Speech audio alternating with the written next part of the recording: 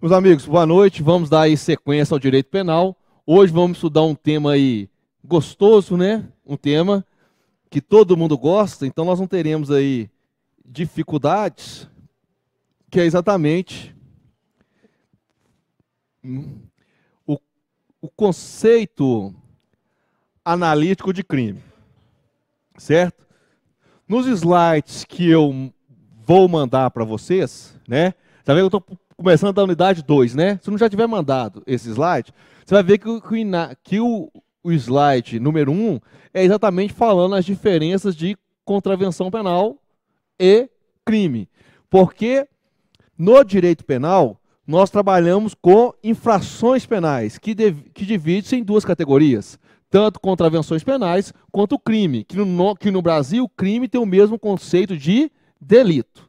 Certo? Então vai ter um quadrinho lá com as diferenças, né, entre crime e contravenção penal. Basta você dar uma lida lá, que é autoexplicativo. Certo?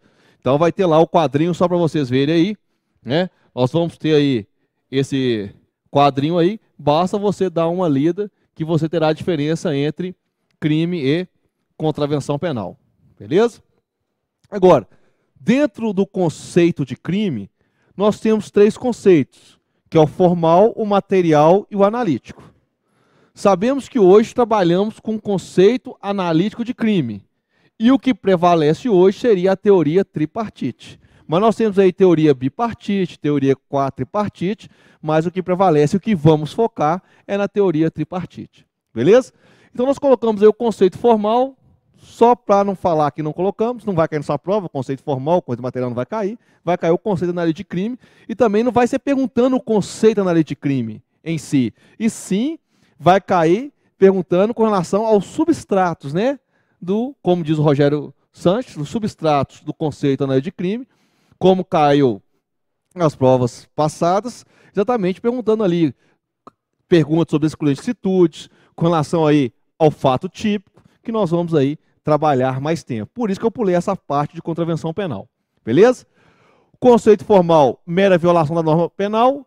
Conceito material, comportamento humano que ofende ou expõe a perigo bens ou interesses tutelados pela norma penal. Vocês vão ver que no conceito analítico de crime, o conceito formal e o conceito material está dentro da tipicidade do conceito analítico.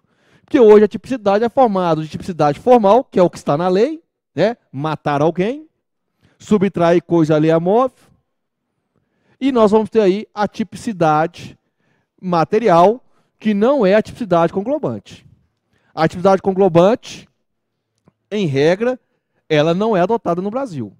Já tivemos alguns julgados em que fizeram jus à atividade conglobante, mas a atividade conglobante, vamos fazer um comentário sobre ela também, ela não é utilizada no Brasil. Hoje o que é utilizado no Brasil é a tipicidade formal e a tipicidade material. Do qual nós pegamos vários julgados onde discute a tipicidade material, no caso do princípio da insignificância, que nós já estudamos aqui. Beleza? Então aí nós temos o conceito formal, material, que vão compor o conceito analítico, e o conceito analítico vai ter teorias bipartite, que seria um fato típico ilícito, teoria tripartite seria um fato típico ilícito e culpável, e a teoria quadripartite, que seria um fato típico, ilícito, culpável e punível. A corrente que prevalece é a tripartite, mas nós temos uma grande ênfase, como Damasio de Jesus, né, que trabalha aí o crime na modalidade bipartite. Agora eu pergunto para vocês, né, já começaram a estudar isso no direito penal militar? No direito penal militar, qual que é a teoria que prevalece? Bi, tri ou quatri? No direito penal militar. No direito penal militar não tem discussão, meus amigos. Tem que ser tripartite. Por que no direito penal tem que ser tripartite? Porque o dolo e a culpa está na culpabilidade. Então lá não dá para me falar que tem um crime sem ter dolo e culpa. Se eu fizesse teoria bipartite do direito penal, a culpabilidade, né, que está previsto o dolo e a culpa. Então eu teria um crime sem dolo e culpa. Então no direito penal não há que se falar em teoria bipartite. Lá tem que ser, no mínimo, tripartite. Porque o dolo e a culpa está dentro da culpabilidade. Nosso não. O dolo, de tal forma que a teoria causalista para a teoria finalista, que é que nós adotamos, uma das grandes evoluções é que na teoria finalista eu tiro o dolo e a culpa da culpabilidade, que é a teoria causalista do direito penal militar, e passa-se para o fato típico dentro da conduta, tendo uma grande distinção entre a teoria causalista e a teoria finalista. Mas na prática hoje, meu amigo, os juízes militares não aplicam a teoria causalista. Mas a teoria do Código Penal Militar, ela é causalista. De tal forma, na hora que você ler lá, você vai ver que o dolo e a culpa está prevista aí dentro da culpabilidade. O senhor Maior Gilmar deverá trabalhar mais com ênfase esses conceitos com vocês. Beleza? Então vamos lá. Conceito analítico de crime. Nós vamos ter então aí, conforme diz o Rogério Sanches, 3 substratos. Certo? 3 substratos. Que é o fato típico, né?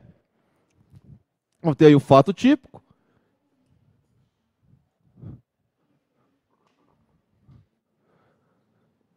Aonde nós vamos agora estudar a conduta, o resultado, o nexo causal e a tipicidade.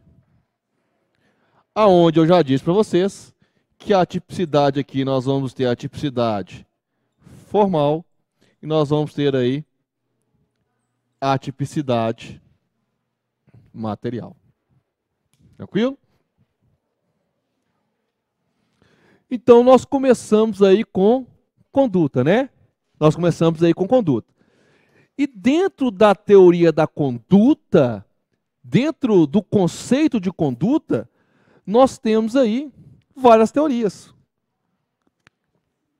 Todo mundo, né, já estudou, e normalmente na faculdade eles já pulam direto para a conduta finalista, que é todo comportamento humano, consciente e voluntário destinado a uma determinada finalidade. Mas até me chegar que conduta é um comportamento humano, consciente e voluntário, destinado a uma determinada finalidade, a doutrina traz outros conceitos de conduta, que nós colocamos aí para vocês. Teoria causalista, coloquei também com outros nomes, naturalista, clássica, né, de von Litz, que diz que conduta é um comportamento humano e voluntário que causa uma modificação no mundo exterior. Então, para ser conduta, eu tenho que ter modificação no mundo exterior. Mas, para nós, sabemos que hoje esse conceito é um conceito ultrapassado. Porque nós temos crimes hoje em que não há mudança no mundo exterior. Que para ter mudança no mundo exterior, nós vamos ver que são os crimes cujo existe um resultado naturalístico. Então, mas nós temos aí esse conceito. Aí coloquei lá, depois vocês dão uma lida lá no artigo 33 do Código Penal. Depois nós temos a teoria finalista, de Hans Wels, comportamento humano, voluntário e consciente, dirigido a uma determinada finalidade. E esse conceito vocês têm que saber, porque esse conceito vai explicar outras situações que vamos estudar na aula de hoje. Que o comportamento tem que ser humano. Esse comportamento humano pode ser através de ação ou omissão. Pode ser doloso ou culposo. Porque ele falou, comportamento humano, abrange tudo. Consciente e voluntário, dirigido a uma determinada finalidade. Temos aí também a teoria social, que diz que comportamento humano, voluntário e socialmente relevante. Essa doutrina, ela é muito criticada, porque o que seria socialmente relevante?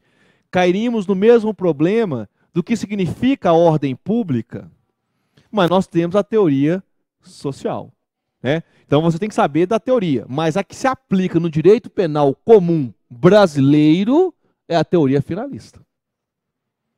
Comportamento humano consciente, voluntário, destinado a uma determinada finalidade. Teoria constitucional só haverá conduta penalmente relevante no caso de ofensa ou exposição a perigo de bens ou interesses tutelados na própria Constituição Federal. Aí nós faríamos jus aí dos princípios, né? Intervenção mínima, adequação social, lesividade, insignificância. É lógico, entendo hoje também, que a teoria finalista ela tem que, lógico, que observar os preceitos constitucionais, certo?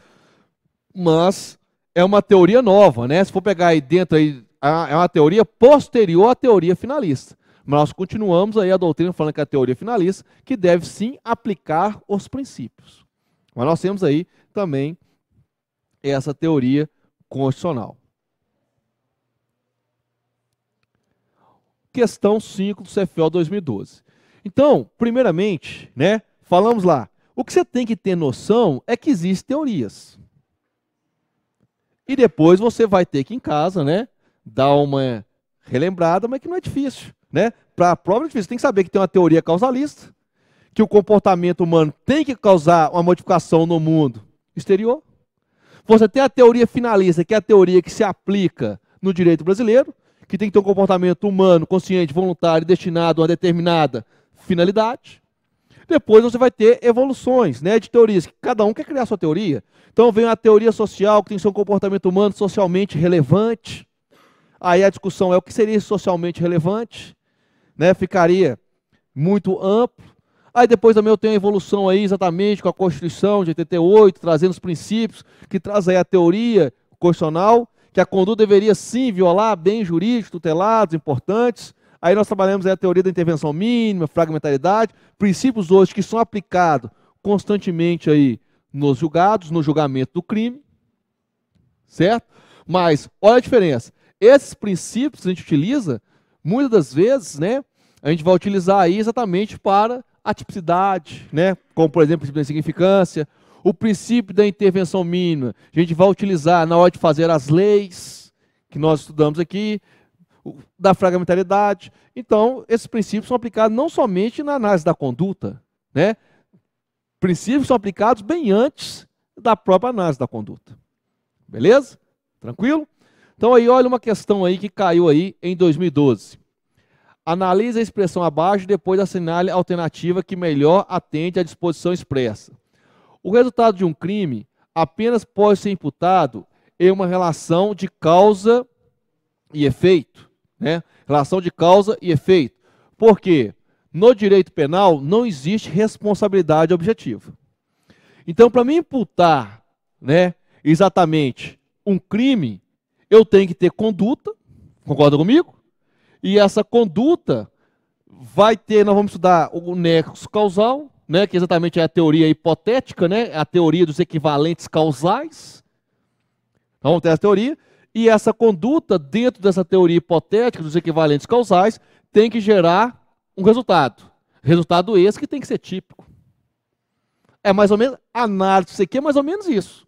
Eu tenho que ter uma conduta, essa conduta tem que gerar um resultado, mas essa conduta tem que ser primordial para esse resultado. De tal forma que você vai ter a conduta, já falamos, conduta é um comportamento humano consciente, voluntário, destinado a uma determinada finalidade.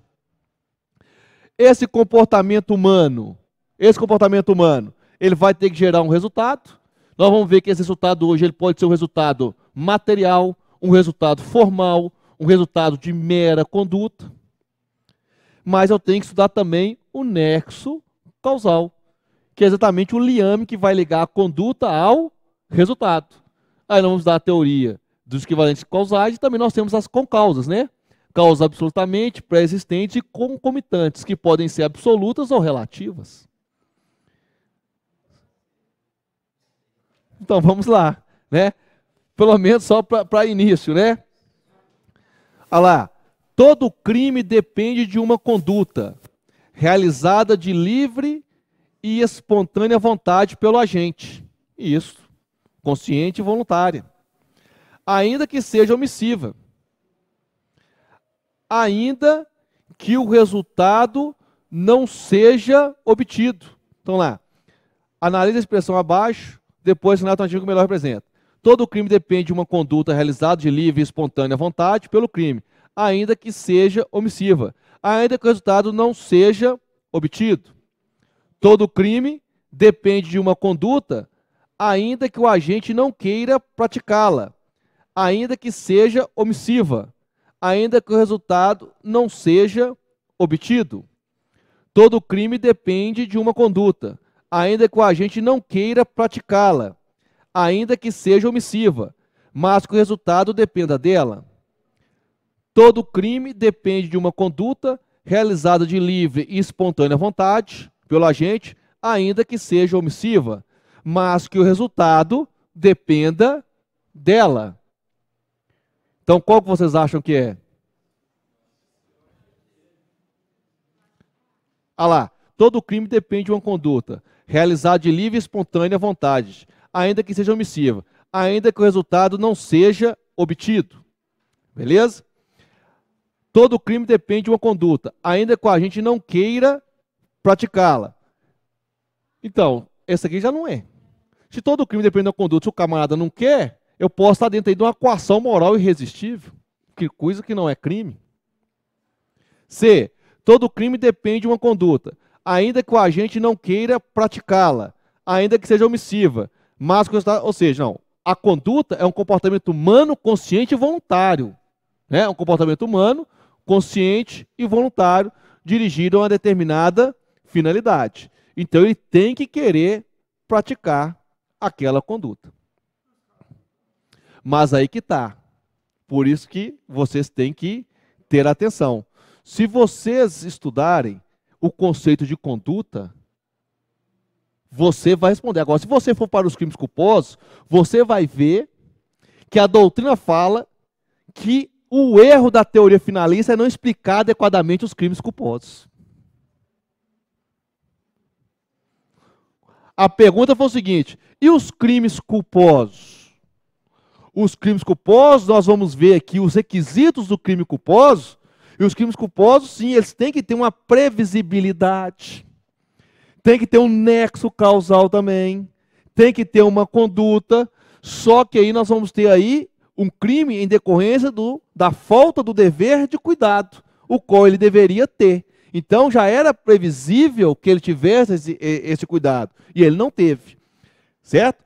Então, na hora que vocês lerem aí a doutrina, que eu vou pegar a doutrina, vai falar nitidamente que a discussão em que eles adotam com relação à teoria finalista é porque ela tem uma falha, vamos dizer assim, entre aspas, na explicação dos crimes culposos. Mas se você decorou o conceito, quando eu falo de conduta, que vai gerar aí o resultado, ação consciente e voluntária, ele tem que querer. Dentro do nosso conceito de conduta, da teoria finalista, é uma conduta, é um comportamento humano consciente e voluntário. Não é um não querido, certo? Porque mesmo que for um comportamento culposo, que em tese ele não queria, né, o resultado, mas ele contribuiu para aquele resultado, porque ele deveria ter previsto, deveria ter utilizado o quê? Com cuidado. Certo? Então, nesse caso aqui, né, a resposta que maior se enquadra a esse conceito de conduta levando o resultado, nós teríamos aí. Talvez, na hora que nós formos explicando os outros requisitos, vai ficar mais fácil vocês entenderem essa resposta. Mas olha lá, todo crime depende de uma conduta. Não depende da conduta? Qual é o conceito de conduta? Comportamento humano consciente e voluntário.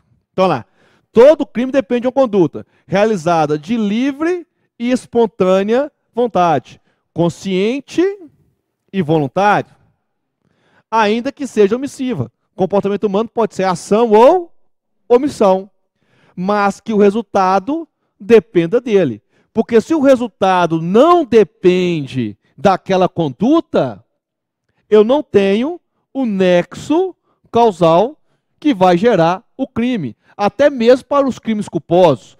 Os crimes culposos eu tenho que ter uma conduta.